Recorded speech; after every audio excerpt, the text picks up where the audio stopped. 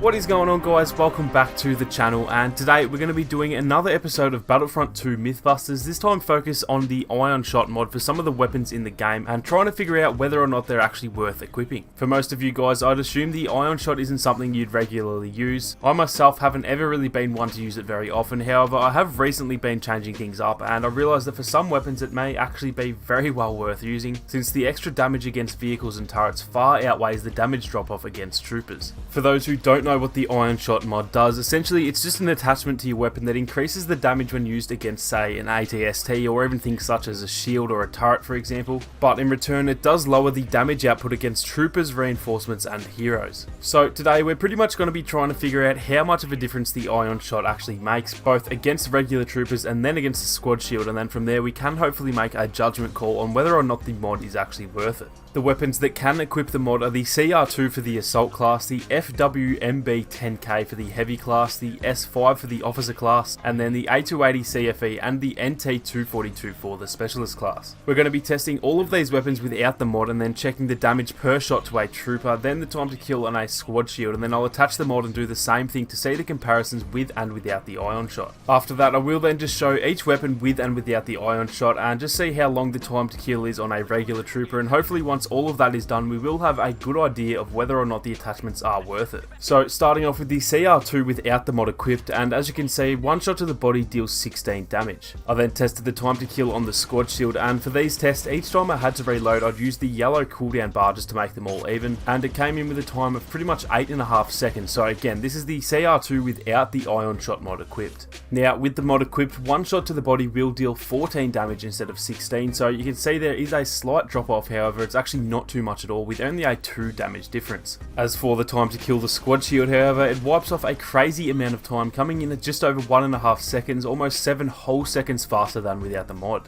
Moving on to the FWMB-10K for the Heavy class, and without the mod equipped this one deals 24 damage per shot to the body. As for the time to kill on the squad shield, this one actually takes quite a bit longer than the CR2, coming in with a time of 11.5 seconds, adding 3 extra seconds, which I guess is more to do with the slower rate of fire, even though the damage is actually a fair bit higher. As for with the mod equipped, this takes the damage down to 22 per shot to the body, which is again only a 2 damage per shot drop off from the previous 24 damage. Again though, with the mod it actually drastically changes the time to kill for the squad shield, coming in with a very quick 2.1 seconds, so you can already see a pattern forming with the Ion Shot. Next up we have the S5 for the Officer class, and this one deals 67 damage per shot to the body. As for the time to kill on the squad shield, this one is another pretty slow weapon. The rate of fire is extremely slow, however the damage is so high that it does still beat the FWMB-10K by about 1/3 of a second, coming in at 11.2. Now with the mod equipped it will deal 60 damage to the body instead of 67, so that's a bit of a bigger damage drop off compared to the others, but the ratio is pretty much the same in terms of the percentage lost anyway.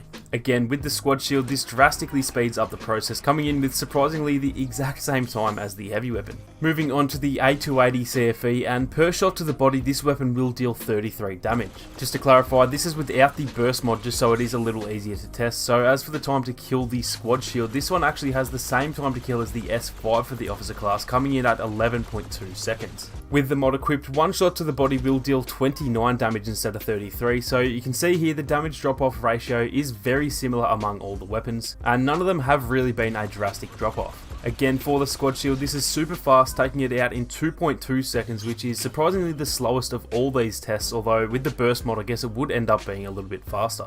Now last but not least we have the NT242, and one shot from this bad boy will deal 106 damage. As for the time to kill the squad shield, obviously with a slow rate of fire and some pretty terrible cooling power, the reloads make this one the slowest base time in the game, coming in with a time of pretty much 15 seconds, which is almost double that of the CR2. With the mod equipped it deals 99 damage to the body, which is a significant drop off, since against a heavy this will now be a 3-shot kill rather than a 1-shot kill. So of all the damage drop offs this is easily the worst one. As for the squad shield though, it actually has the fastest time, taking it out in only 2 shots, which is pretty damn crazy, and as you can see there is a massive trade off for the original damage drop off. Now before we finish up I thought I'd show a proper time to kill comparison for each weapon, and this is with 300 health instead of 150, so any differences will be essentially doubled in length. As you can see, the CR2 has an almost unnoticeable difference, so this shows just how small the damage drop off is. Moving on to the FWMB-10K, and for this one there is a noticeable difference, but it's barely anything at all. From what I can tell, it was literally one shot longer for the ion shot up the top, so nothing too massive there.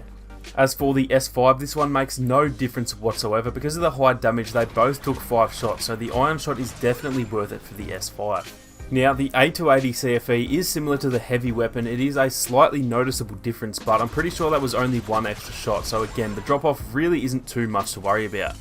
Last but not least, the NT242 does take a little bit longer. I actually messed up the timing of the shots for this one, but it's more about the actual shots rather than the timing. As you can see, the base weapon took 3 shots, but the ion shot took 4, but also remember this is with increased health, so the only difference is anything above 200 HP. So that is actually it for today's tests, guys. These results actually shocked me a fair bit, honestly. I always thought there was a huge drop off in return for the added vehicle and ability damage, but other than the NT242, they're all pretty much identical. I do just have to reiterate that the actual times and stats in this video might not be exactly the same in multiplayer because of the double health setting I used and stuff like that, but the differences are still going to be fairly similar. I definitely know I'm going to be using the ion shot a lot more after testing all of this, and let me know down below if you guys are feeling the same way, because I dare say most people assumed the drop off was a lot bigger similar to me. But that is going to do it for this one, guys. Hopefully you learned something new in this episode, and if you did, then make sure to smash that like button to help support the channel. If you have anything you want tested in upcoming Mythbusters episodes, then definitely don't hesitate to leave a comment down below. If you are new to the channel, then feel free to subscribe and turn on your notifications so you don't miss out on any more Battlefront 2 videos or live streams. Thank you all so much for watching. You guys have a great day, and I'll catch you all in the next one.